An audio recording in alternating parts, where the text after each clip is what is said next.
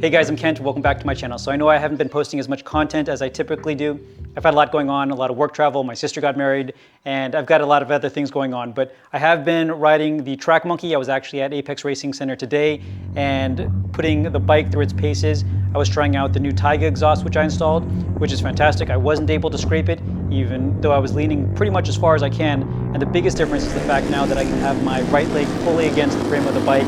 And I feel like I have a lot more control both in the right and left-hand turn. So very happy with that exhaust system. And I also installed that Takagawa slipper clutch, which has a much different feel as you're coming in and out of clutching, going around corners. And it also sets me up now to do the A-Racer quick shifter that has both up and down shifting. The up shifting is always easy, but the down shifting, if you don't have a slipper clutch, it's going to jolt the bike pretty hard. So now that I do, I can get that installed, and that's on the list of things to do.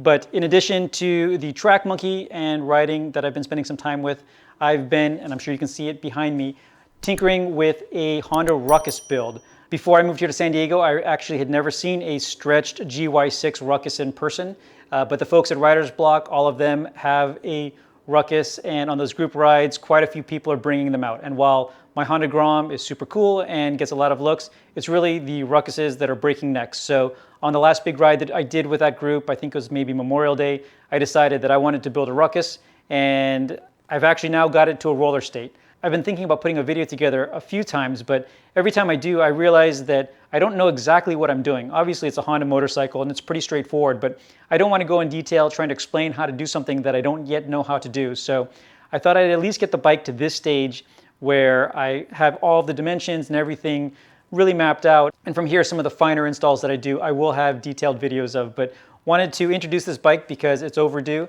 and it's obviously going to be prominently featured on this channel. Coincidentally, a few other folks who I won't name at this point, but you'll see their content soon, but a couple of other YouTubers that I'm friends with are also building Ruckuses, so hopefully be doing some collaborations with them as I finish up this bike and they finish up theirs, and looking forward to riding this at the Riderzblok event in October. So I have a little over a month to finish this up, and I think I'm on track to do that. I also wanted to give a huge shout out to the folks at Riderzblok. They actually donated the titled frame for this and quite a few other parts, and a lot of the other installs, like stretching this rear tire with the Cheetah air canister thing they did for me there at the shop. So huge thank you to them, and also to the Ruck shop. I have most of the aftermarket parts that are on this bike are actually from the Ruck shop. They've also been really helpful with any questions that I've emailed. So I'll go into detail about some of the parts that I have from them, and definitely love the way that the bike looks. I'm obviously going for the black and raw aluminum look. The black is powder coated across the entire frame, and then I'm going to keep all the aluminum exposed. But since this bike is finally a roller, let me take you around it and show you some of the details and decisions that I've made so far and what my plans are to finish it up.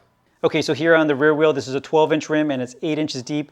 It's a two-pieced machined aluminum center. I'm not exactly sure who actually makes it, but it does have the Mugen logo right here. I doubt Mugen actually makes this rim, but it looks pretty cool. So with the hub, I went ahead and did the 12 by 1.5 studs so that I could run regular lug nuts. I think this black lug nut against the raw aluminum looks good and kind of goes with the rest of the motif. This is the 140 by 70 12-inch tire from Michelin, the Power Pier.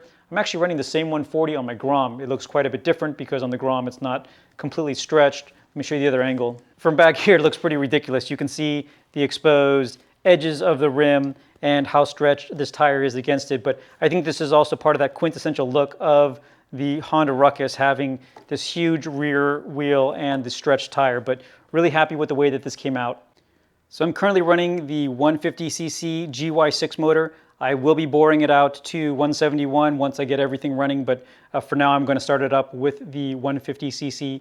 The most important part though when you're doing this GY6 installation is the stretch kit. So this stretch kit is custom from the Ruck shop, and the machine fit and finish of this product is absolutely perfect. Everything went together without any adjustments, and everything looks really nice. The machined look, again, and especially since I'm keeping it in the raw aluminum, all looks absolutely fantastic. And there isn't anything I need to do to clean it up, but it comes again with just these beautifully machined pieces that all fit together very well. But that is what allows you to mount the GY6 motor. Usually it uses motor mounts that are down here, but it needs to move everything back a little bit, and then it mounts here and clamps to the bar up here.